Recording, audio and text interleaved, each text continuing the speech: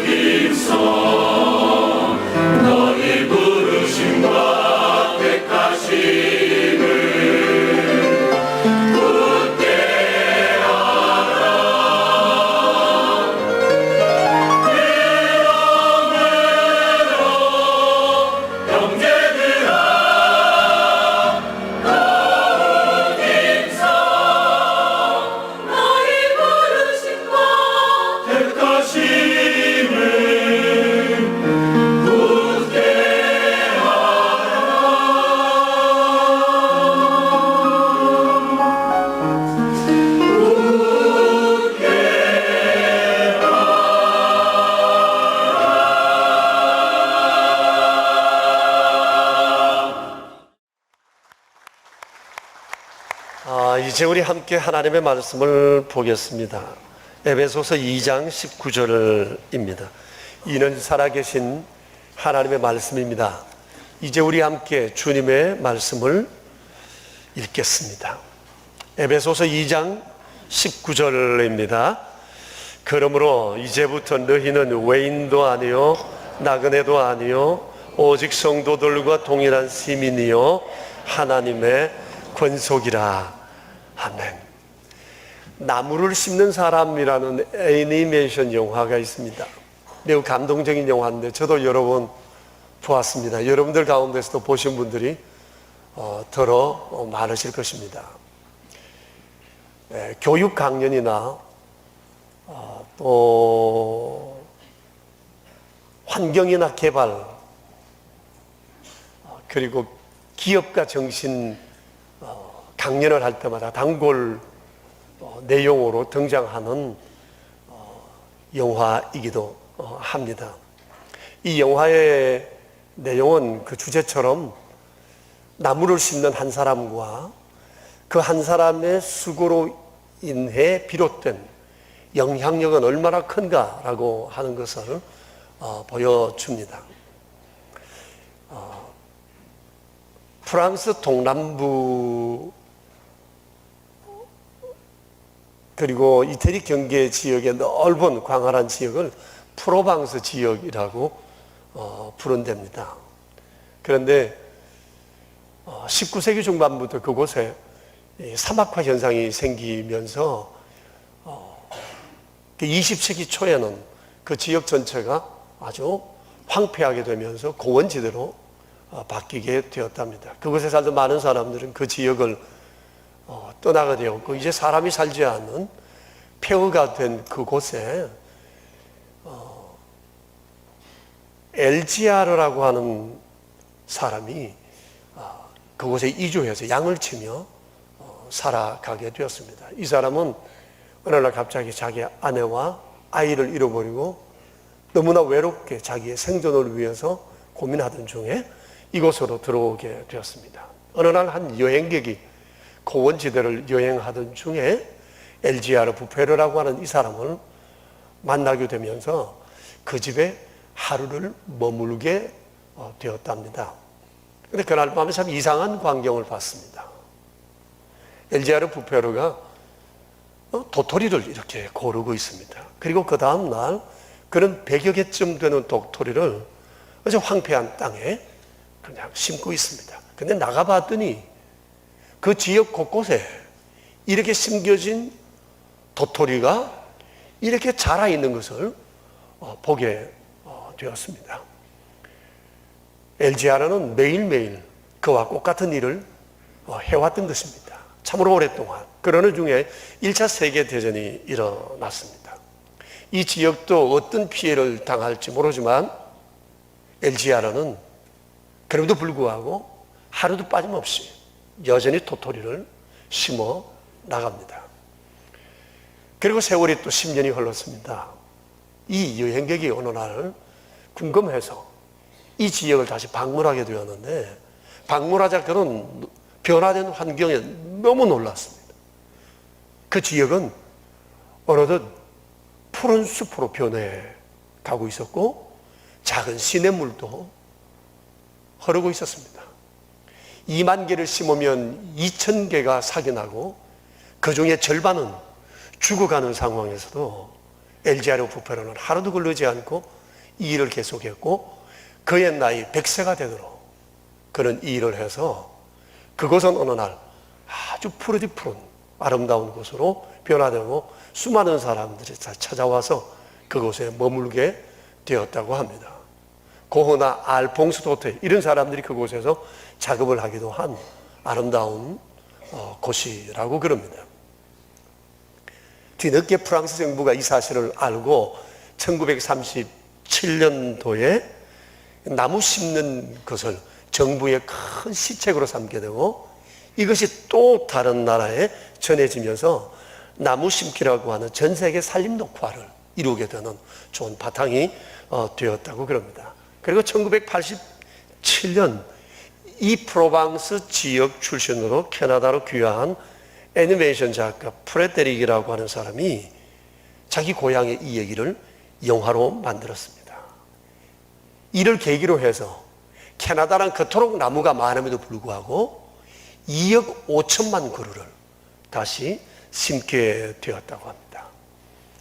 엘지아르라고 하는 이 한 사람의 삶은 참으로 숭고하기 거지 없습니다. 그의 삶은 프로방스에 머물러 있지를 않았습니다. 전 세계 수많은 사람들에게 영감을 주고 그들의 삶을 바꾸어가는 놀라운 일을 하게 된 것입니다. 한 사람이 이렇게 큰 영향력을 미칠 수도 있구나라고 하는 것은 우리에게 많은 것을 생각하게 합니다. 사람에게는 두 개의 생일이 있다고 합니다. 하나는 어머니 태로부터 태어난 날입니다. 또 다른 하나는 자기의 삶의 이유와 목적을 깨닫게 된 날이라고 합니다. 나는 왜 존재하는가? 나는 무엇을 위해서 살아야 하나? 사람이 이 사실을 알고 그 길을 걸어갈 때 그를 진정으로 인간다운 삶을 산다고 말하곤 합니다. 그런데 많은 사람들이 안타깝게도 첫 번 생일에 대해서는 관심이 많은데 두 번째 생일에 대해서는 관심이 없습니다. 살아오면서 본 것도 많고 들은 것도 많고 배운 것도 많고 가진 것이 많음에도 불구하고 자기 존재의 이유에 대해서는 별로 생각하지 않고 살아갑니다. 그는 오직 자기라는 틀 속에 갇혀서 자기만을 위해, 자기 가족을 위해서만 살아갈 뿐, 그에게는 국가도 사회도 이웃도 없는 것입니다. 곰곰이 생각해 봅시다. 우리 사회의 문제가 뭐라고 생각합니까?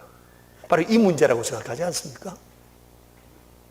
오직 자기만을 위해서 생존하는 것이 유일한 이유가 되어버린 것, 이것이 현재 대한민국의 삶의 문제요, 우리 삶의 과제라고 말할 수가 있습니다.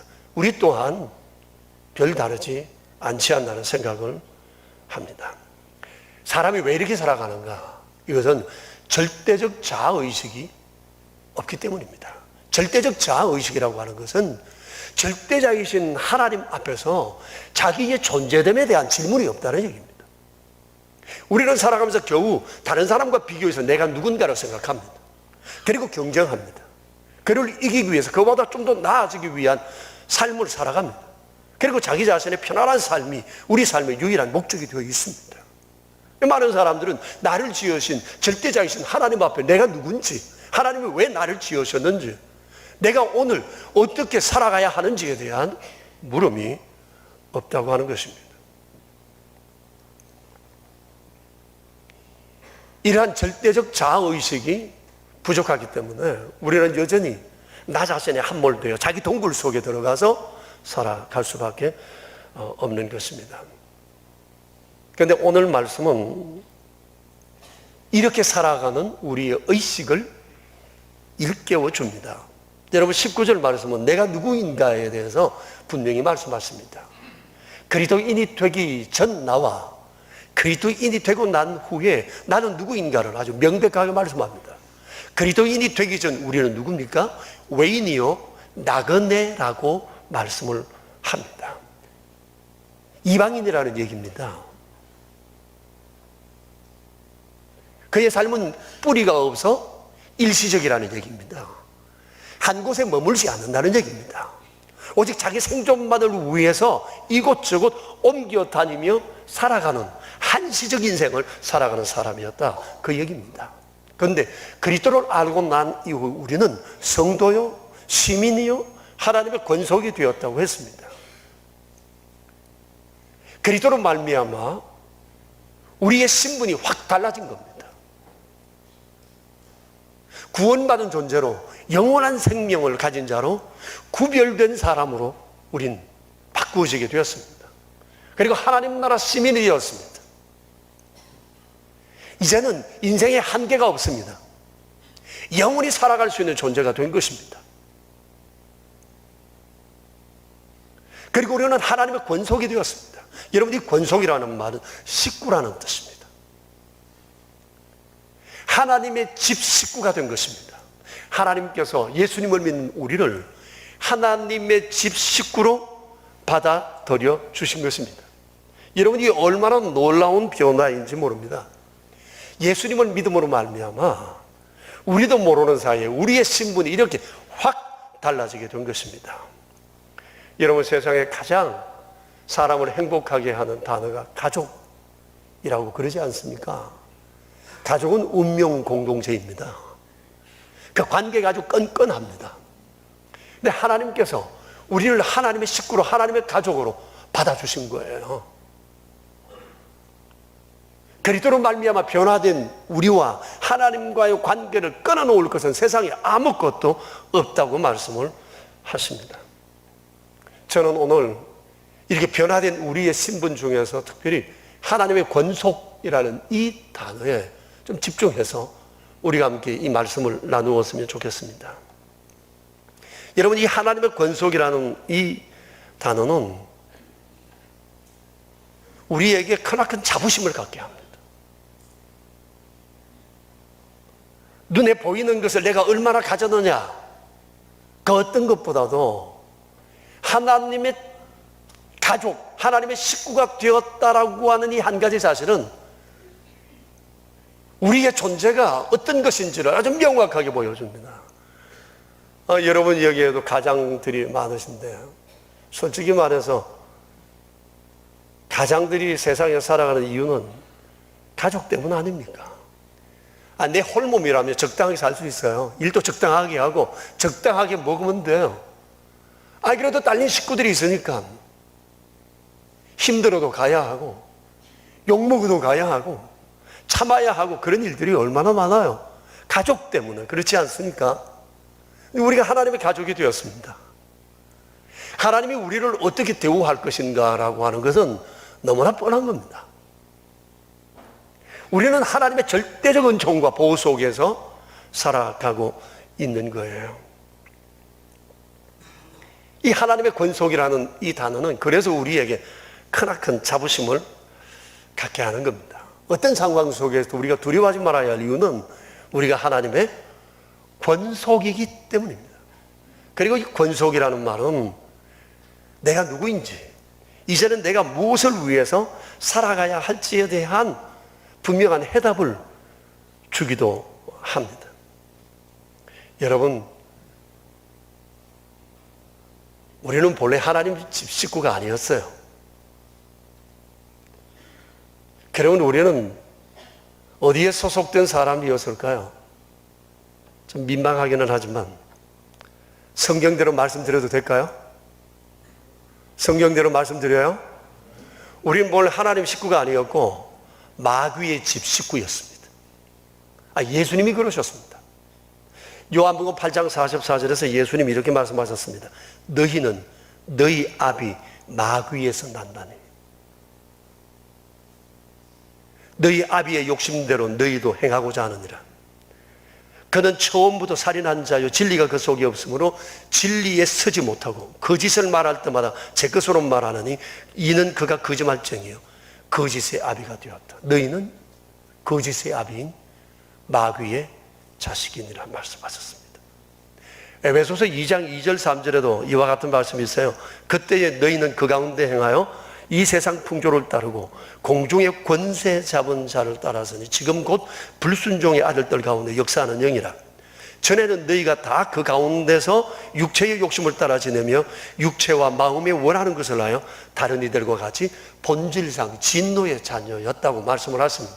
이러한 우리를 살리시기 위해서 주께서 십자가 위에서 대신 죽으시고 우리의 죄값을 치루어 주셨어요. 그리고 우리를 하나님의 권속으로 삼아 주신 것입니다. 그러므로 내가 하나님의 권속이 되었다고 하는 것은 우리의 긍지로 삼아도 좋을 매우 중요한 우리의 신분이라고 하는 것입니다.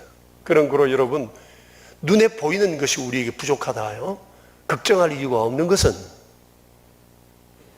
하나님께서 나를 자신의 식구로 받아들여 주셨다는 사실입니다. 이 하나만 붙들면 됩니다. 이 안에 모든 주의 은총이 다 있기 때문입니다.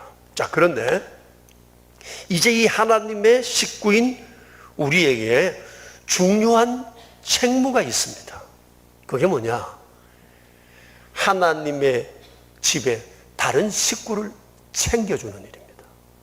그리고 또 다른 하나는 하나님의 집인 교회에 관심을 가지고 교회를 함께 가꾸어 가는 겁니다. 여러분, 하나님의 권속의 책무가 뭐라고 그랬어요? 하나는 또 다른 식구를 챙기는 것이고 또 다른 하나는 하나님의 집인 이 교회를 가꾸어 가는 것입니다. 오늘 우리가 사역박람회를 시작하게 됩니다만 이 사역박람회는 이것을 좀 더 효과적으로 하게 하기 위한 방편이라고 보시면 될 것입니다. 우리 교회가 사역박람회를 하게 된 것이 한 22년 됐어요. 1994년도부터 했으니까. 당시만 해도 우리 한국교회는 사역박람회, 사역 구조로 교회가 이루어진 곳이 거의 없었다고 생각합니다. 아마 우리 교회가 유일하지 않았나 하는 생각을 해요. 이것은 이제 우리 교회의 중요한 핵심 가치가 되고 있습니다. 우리 교회가 이 일을 하게 된 몇 가지 이유가 있어요. 하나는 그 당시에 영통이 들어오면서 지역이 변하니까 교회의 의식과 구조가 달라져야 한다고 하는 생각이 있어서 우리는 3년 전부터 지금의 이런 교회 구조로 바꾸어 준비를 해오게 되었습니다. 그리고 그 당시에 교회에 젊은이들이 많았기 때문에 젊은이들과 어른 세대가 함께 파트너십을 이루었으면 좋겠다는 바람이 있었습니다.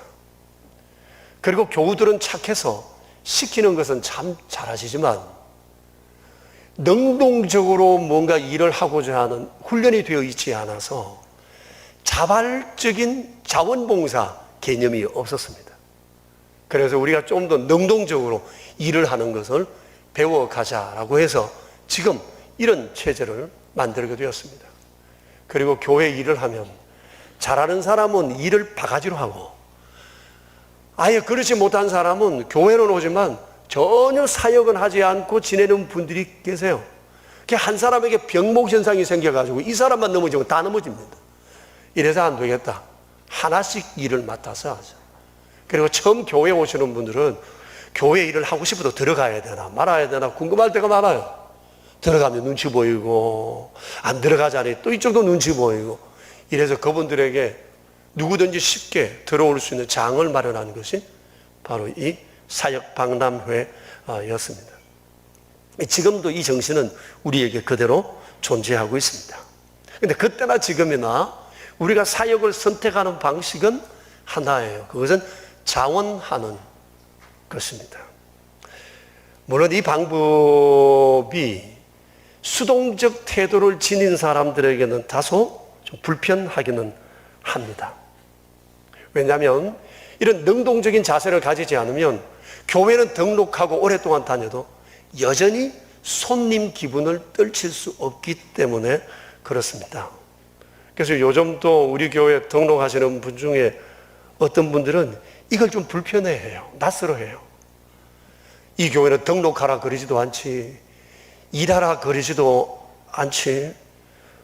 그러면서 하는 말이 날 붙들어주지 않더라 그럽니다. 우리 교회는 붙들어주는 교회가 아니고 자기가 알아서 들어오면 그때부터 붙들려 함께 생활하는 곳입니다.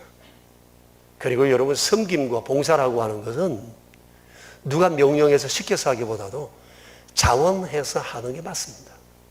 그게 건강에도 좋습니다.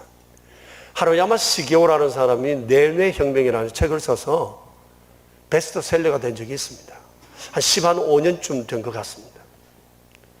제가 그 책을 사서 우모화 거기 책장에 넣어뒀으니까 여러분 꼭 한번 이 뇌뇌혁명이라는 책을 한번 보세요. 이분은 예수님을 믿지 않은 사람인데 관심은 오직 하나였습니다. 어떻게 하면 건강하게 살아갈 수 있나. 안 믿으니까 그분의 관심은 그 하나일 수밖에 없어요. 그래서 자기가 의사로서 경험한 여러 가지 것들을 다 동원해서 건강하게 살아갈 수 있는 길에 대해서 그 책을 통해서 제안합니다. 몇 권이 되는데 그 책에 대해서 그가 이렇게 얘기를 합니다. 뭐 우리도 잘 아는 얘기입니다. 건강 비결, 무엇이든지 무리하지 말고 몸을 피곤하게 하지 말라. 충분한 수면을 취해라. 먹는 것을 절제해라. 화를 내지 말라. 아니, 화내는 문제에 대해서 저 얼마 전에 그 신문을 봤는데 미국 그 워싱턴대 신경심리연구학 교실에서 임상 발표를 한 게 있더라고요. 신경질을 많이 내는 사람의 뇌는 점잖은 사람의 뇌보다 빨리 쭈글쭈글해진대요. 빨리 늙고 치매가 빨리 온다고 그러네요. 치매 걸릴 확률이 상당히 높다는 겁니다. 사람의 뇌는 참 신기해서 처음에 사람은 뇌 구조에 따라 성질이 나타나지만 나이가 들어갈수록 어떻게 생활하느냐에 따른 이 성격에 따라 뇌 구조가 역전 현상이 생긴다고 그럽니다. 화내고 신경질 내면 치매 걸릴 확률이 많다니까 제발 조심하고 사셔야 될 것 같습니다. 그리고 그분이 다섯째로 얘기한 것은 지속적인 두뇌 활동을 하래요. 두뇌 활동을 하려면 암기를 많이 하랍니다. 길을 지나가다도 전화번호도 외우고 연세가 들수록, 그리고 교회 생활 하시면서 성경 찬송 가사 내용을 이렇게 많이 암기하는 것도 퍽 좋은 것 같습니다. 그래서 적당한 육체 운동을 해라. 근데 그가 아주 중요하게 얘기한 것이 있는데, 마음을 평안히 가지고 기쁨을 유지하도록 하다. 누가 이렇게 하고 싶지 않습니까? 그런데 집구석이 그렇지 않고 사회 구조가 내 기쁨을 다 빼앗아가요.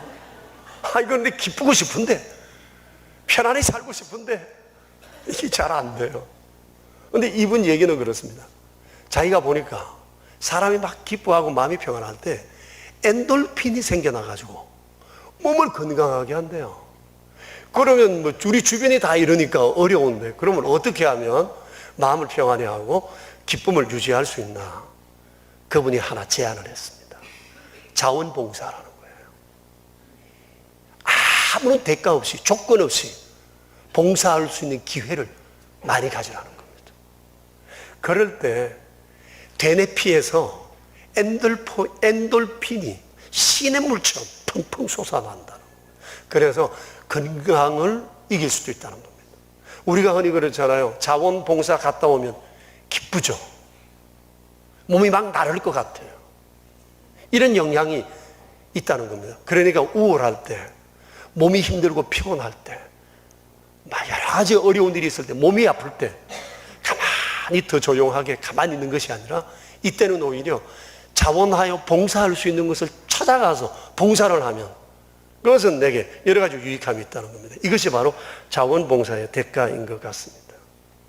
자원봉사 이거 너무너무 중요합니다. 그렇다고 볼 때 교회 생활을 조금만 적극적으로 해도 건강하게 살 수 있다는 생각입니다. 하나님의 집 식구 챙기지요. 그리고 하나님의 집 돌보지요. 이러면 하나님으로부터도 우리가 생각하지 못하는 놀라운 은총을 입을 수 있지 않을까 생각합니다. 그래서 제가 꼬시는 게 아니고, 이번에 사역 박람회 때 그래서 못 이긴 척 하시고, 그저 여러분 자원해서 여기에 참여를 하시면 어떨까 싶어요. 이번에 우리가 사역 박람회를 하는데 세 부분으로 나누어서 합니다. 교육 사역 박람회, 일반 사역 박람회, 기도팀 사역 박람회 합니다. 그래서 오늘은, 금주는 교회 교육 사역 박람회를 합니다. 여러분, 우리 교회 교육의 목표가 하나 있습니다. 그게 무엇인가 하면 어렸을 때부터 아이들로 하여금 하나님의 권속임을 알게 하는 거예요. 너는 하나님의 집 식구다. 하나님이 너를 하나님의 가족으로 부르셨다. 이 사실을 아이들로 하여금 어렸을 때부터 알게 하면 평생 주님을 떠나지 않고 주님의 식구로서 은총을 누리면서 그 가운데 살아가게 될 거라고 생각을 합니다. 이것이 바로 유대인들의 교육의 핵심 가치이기도 합니다. 아시는 바와 같이 유대 나라는 강소국가입니다. 세계적으로 봤을 때 인구는 굉장히 작은 나라인데 영향력은 제일 큰 나라입니다. 여러분, 어떻게 해서 이 작은 나라, 작은 인구가 이렇게 영향력을 끼치는 강소국가가 될 수 있었나? 이것이 바로 그들의 자녀의 신앙교육이라고 하는 겁니다. 그래서 유대 공동체가 목표로 하는 것이 있는데 다음 세대의 신앙교육입니다. 이걸 위해서 그들은 전력 투구합니다.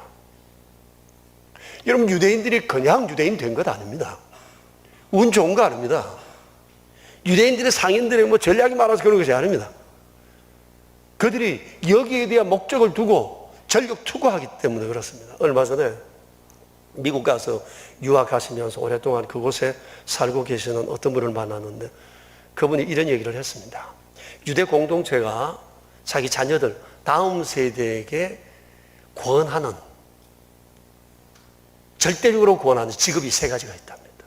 첫째 교사, 둘째 비즈니스, 셋째 법률가라고 한다고 합니다. 이 세 가지가 유대 공동체를 지켜주는 중요한 요인으로 그들은 알고 있다는 겁니다. 교사는 유대 정신을, 신앙을 그들에게 가르치는 아주 중요한 사람입니다. 비즈니스를 해서 돈을 많이 벌어서 유대 공동체가 필요로 할 때 국가를 위하여, 이웃을 위하여 돈을 쓰라는 겁니다. 돈 벌어. 그 셋째는 유대 공동체, 유대인들의 권익을 위해서 절대적으로 변호할 법률가들이 필요하다고 하는 것입니다. 그래서 유대인들 가운데 변호사들이 굉장히 많다고 그럽니다. 또한 이 유대인들은 공동체를 중요하게 여깁니다. 그래서 이 유대 정신을 제대로 가르치기 위해서 그들은 도시 한복판으로 들어가기보단 아주 황폐해진 곳, 사람들이 살지 않는 곳을 찾아가서 이 공동체를 만듭니다. 각자가 돈을 내어가지고 모아서 넓은 지역을 사서 토목공사를 하고 제일 먼저 짓는 집이 회당입니다. 하나님을 예배하고 성경을 공부하는 곳입니다. 두 번째 짓는 건물이 학교랍니다. 그리고 나서 사람들이 이주하기 시작합니다. 그리고 회당을 중심으로 해서 사방팔방으로 집을 짓고 이렇게 살아갑니다. 그런데 학교를 세우고 나서 그들이 제일 먼저 하는 것이 우수한 교사를 그 학교에 파견하는 겁니다. 그래서 그 교사로 하여금 아이들을 가르치고 학교의 질이 높아지면 백인들이 이주하기 시작한답니다. 이렇게 백인들이 많이 모이게 되면서 그 지역과 그 도시가 좋은 도시로 평이 나게 된답니다.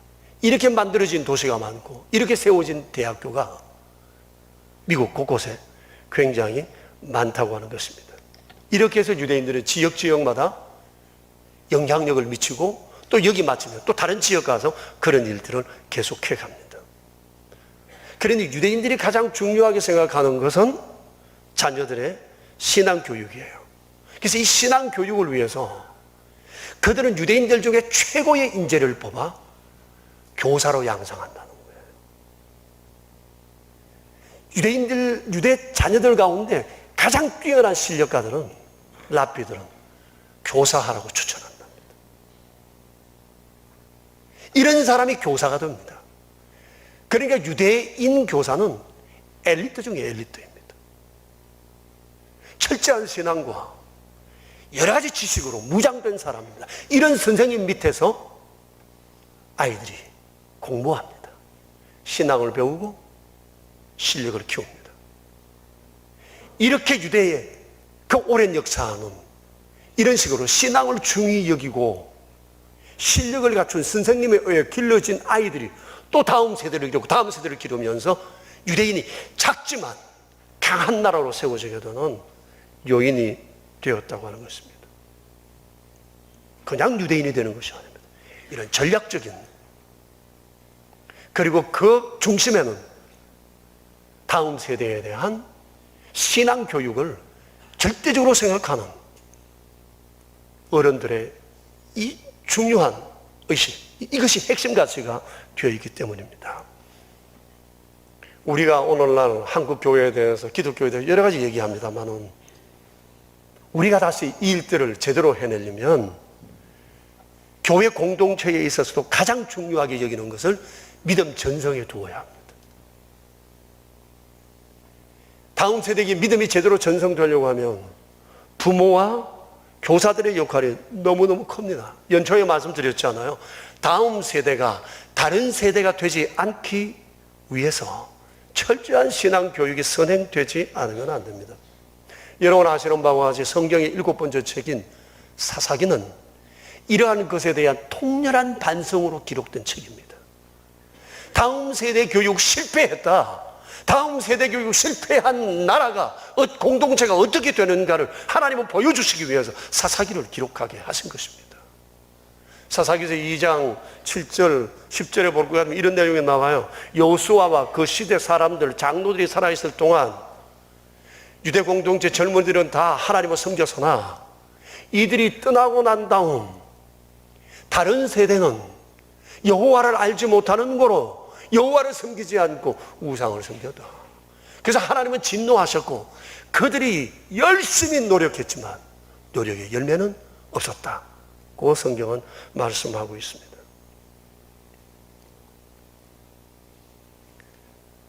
이렇게 다음 세대가 다른 세대가 되어져 버린 유대 역사가 바로 이 구약의 역사입니다. 사사기만 아닙니다. 유대 전 역사, 구약의 역사가 바로 이겁니다. 철저하게 실패를 알게 된 겁니다. 우선 살기에 급급해서 내 좋은 대로 이렇게 나가다가 보니까 다음 세대 교육을 놓쳐버리자 그 다음 세대가 그 다음 세대를 책임질 수 없는 상황이 발생되게 된 것입니다. 우리 세대도 지금 별반 다르지 않습니다. 다음 세대에 대해서 우리가 걱정을 많이 하고 있지만 부모된 세대 우리가 지금 아이들을 위해서 뭘 해주고 있습니까? 여러분, 우리는 자녀들에 대해서 뭘 가장 중요하게 생각합니까? 솔직히 한번 대답해 보세요. 신앙이라고 말하고 싶지만 낯간지러워 말하지 못하잖아요. 우리가 지금 가장 중요하게 생각하는 것은 아이들의 성적입니다. 좋은 학교 진학입니다. 그리고 좋은 직장 들어가는 것입니다. 이것이 아이들 교육에 있어 제일 가치가 되어 있습니다.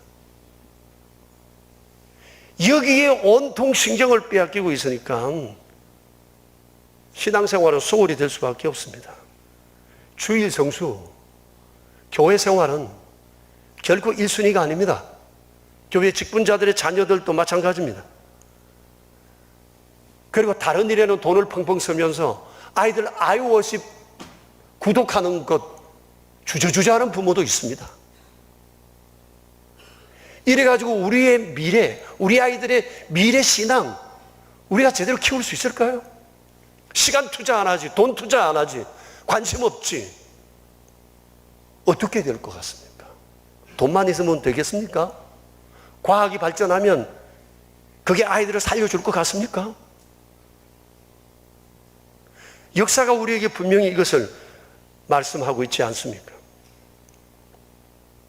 우리가 아이들에게 심어야 할 중요한 가치가 하나 있습니다. 그것은 너는 하나님의 권속이라고 하는 이 사실입니다. 그리고 아이들로 하여금 교회 공동체를 소중히 여기는 사람으로 키워가야 합니다. 그런데 요즘 이주가 워낙 빈번해서 그와 함께 교회의 등록, 그 다음에 임명, 등록 임명이 너무너무 잦아요. 교회도 전세 개념 비슷해요. 전세집 따라 교회도 바뀌어요. 아이들에게 영적인 고향이 없어요. 여러분, 다른 건 다 바뀌어도 교회는 아이들의 평생 고향처럼 모교회가 있어야 합니다. 멀더라도, 멀리 이사 가더라도 저도 가까운 교회 가는 게 좋다고 생각하지만 모든 것이 지금 변화가 많은데 한 가지라도 뿌리를 내리고 굳게 잡는 것이 있어야 되지 않겠습니까? 교회 공동체에 대한 애정이 없으면, 이게 흔들리면 우리의 믿음은 쉽게 흔들릴 수 있다는 사실을 아셔야 합니다. 우리 교회는 교회 교육을 중요하게 여깁니다. 이게 생명이기 때문에, 다음 세대를 책임질 가장 중요한 가치이기 때문에. 그런데 교회 교육 사역에 있어서 참으로 중요한 것은 훈련된 교사입니다. 그런데 많은 사람들이 교회 일 가운데 제일 기피하는 게 교사라고 그러잖아요. 교회 학교 교사는 신경 쓸 게 너무 많아. 주일 하루 종일 시간 보내야지. 일주일 내내 아이들 생각해야지. 공과 준비해야지. 싫어. 그래가지고 40살만 되면 교회 학교 교사를 떠납니다. 그럼에도 불구하고 교회 학교 교사를 하고 계시는 분들을 보면 너무 존경스럽습니다. 참으로 고맙고요. 그래서 우리 교회가 사역박람회를 하되, 교회 학교 사역박람회를 먼저 하는 이유는 여러분 사역 신청하실 때 교회 학교 사역에 우선해달라는 겁니다. 내가 무슨 사역을 할까라고 할 때 교회 학교 교사 사역을 1순위로 두어달라는 겁니다. 다른 사역이 중요하지 않다는 얘기가 아니라 교회 학교 사역은 가장 중요한 사역이기 때문에 일을 해야 합니다. 그리고 연세가 40, 50 넘으신 분, 그리고 항존 직분자들 여러분, 스스로가 시니어라고 생각하시는 여러분들께서는 반드시 이 교회 학교를 거치셔야 합니다. 우리 교회는 항존 직분자 자격을 교회 학교 교사 거친 분으로 이렇게 두지 않습니다만은 항존 직분자를 받으시면 교회 학교 교사로 다시금 들어와서 이 일들을 그 이름을 걸고 한번 보시라 당부를 드립니다. 72호 나라지에도 기사가 났습니다만은 우리는 연세가 좀 있는 분들 50대 이후의 분들의 교사를 시니어 티처라고 부르기로 했습니다. 아니 그래도 그렇지 내가 이 나이에 어떻게 교사를 합니까? 이렇게 말하는 분들이 계실지 모르겠습니다. 그 나이가 어땠어요? 교사하기 딱 좋은 나이인데 어땠어요? 어땠어요? 경험이 없다고요. 걱정하지 마세요. 우리 교육자들이 지금 시니어들이 교회 학교 교사 경험이 없어도 할 수 있도록 우리가 매뉴얼을 만들고 준비를 한다니까요. 할 수 있도록 만들어 보겠다니까요. 최근에 제가 아주 좋은 영화 한 편 봤습니다. 인턴이라는 영화인데 여러분 혹시 보신 분 계세요? 물론 좋다고 하는 것이 뭐 좀 주관적입니다만은 제가 볼 때 이 영화가 좋다는 이유가 몇 가지 있습니다. 첫째, 2시간 영화 할 동안 욕이 한 번도 안 나옵니다. 폭력이 한 번도 없습니다. 전부 다 사람을 세우고 살리는 일입니다. 그런데도 영화가 감동이 있습니다. 이 말하면 잘 만들었잖아요. 전 그 영화를 보고 놀랐습니다. 이야, 정말 멋진 영화다. 안 보신 분들 여러분도 한번 보세요. 이쪽은 끝나고 저쪽 동탄 CGV 전에 했던데 그쪽에 사고 있어요. 그 내용을 보면 30대 된 어느 젊은 여성 CEO가 뭐 인터넷 쇼핑몰을 했는데 이게 대박이 난 겁니다. 직원들이 엄청나게 많고 막 수백 명이 되는데 어느 날 이 사람이 생각합니다. 시니어들 가운데 인턴을 좀 모집했으면 좋겠다. 이렇게 생각하고 광고를 냈는데 어느 회사 부사장 하던 70세 되신 어떤 분이 이 광고를 보고 자기가 시니어 인턴에 도전을 합니다. 그리고 허락이 되어가지고 인턴으로 채용이 됩니다. 최고령 인턴이고 최고령 직원입니다. 그런데 그는 그 회사에 들어가서 뭐 관록을 앞세워서 뭐 아는 척 하거나 간섭하거나 충고하거나 대접받으려는 태도로 전혀 보이지 않습니다. 얼마나 겸손하게 일하는지 모릅니다. 남들이 귀찮아하는 일은 다 자기가 책임져 하고요. 자기 딸 같은 CEO가 들어오면 CEO 앞에 언제나 일었습니다. 미국이 같지 않아요. 일어나서 그에게 존중을 표합니다. 그리고 꼭 대표님이라고 얘기를 합니다. 그리고 주변에 있는 여러 직원들 마음에 상처 입은 사람들 다독거려주고 그들의 삶을 세우고 이 한 사람이 들어갔는데 회사 분위기가 막 오직 돈, 시간, 바쁘게 돌아가는 그 분위기가 확 달라지면서 회사가 큰다는 그런 내용으로 되어져 있습니다. 여러분, 이 시니어 인턴은 이 영화로 끝나서 안 됩니다. 시니어 인턴은 교회로 들어와 시니어 교사가 되어야 합니다. 우리의 노하우, 우리의 경험, 우리의 여유로움, 우리의 신앙적 지식, 자녀들에 대한 뜨거운 사랑, 교회에 대한 애정을 이 아이들에게 쏟아 부어야 하는 겁니다. 다음 세대가 다른 세대가 되지 않게 하기 위해서 교회는 신앙교육에 목숨을 걸어야 합니다. 교회학교 교사는 나이 어린 사람만 하는 게 아니라 이런 시니어가 함께해서 하모니를 이룰 때 교회학교 미래가 있는 것입니다. 이제 우리 함께 기도하겠습니다. 자비로우신 주님,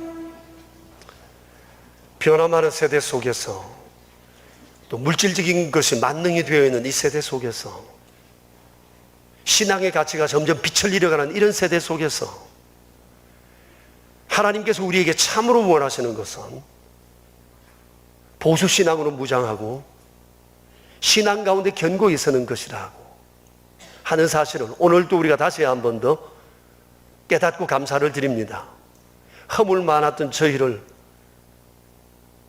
하나님의 식구로 받아주시고 이제는 식구로서 또 다른 식구를 챙기는 일, 몸된 교회에 관심을 가지고 가꾸어가는 일에 함께하기를 요청하시며 오늘 명선 가족들에게 사역 박람회를 행하게 하셨습니다. 주님, 교회학교 교육의 중요함을 우리가 함께 나누고 하나님이 부르심에 응답하고 나아가기를 원합니다. 사랑하는 주님, 우리의 마음과 생각을 주장하사 주께서 기뻐하시는 일을 아름답게 행할 수 있도록 도와주시옵소서. 예수님의 이름으로 기도합니다. 아멘. 저희들에게 베풀어 주신 한량없으신 하나님의 은혜를 감사하며 우리의 몸과 마음과 시간 그리고 물질을 주님을 위해 바치기 원합니다. 하나님의 사역에 자원하며 또 이 시간 예물을 구별하여 주님 앞에 바치오니 자비로우신 주님 손길들마다 기억해 주사 주의 기뻐하시는 일에 아름답게 서여지게 하여 주시옵소서. 11조 예물, 감사 예물, 주정 헌금, 완달러 성경 헌금, 오른손 헌금, 사랑의 식탁, 그 외에 여러 모양으로 주 앞에 드려진 예물을 주여 복되게 하시고 저희들을 세상 살아가는 날 동안 하나님 기뻐하시는 일에 귀한 도구로 써주시옵소서.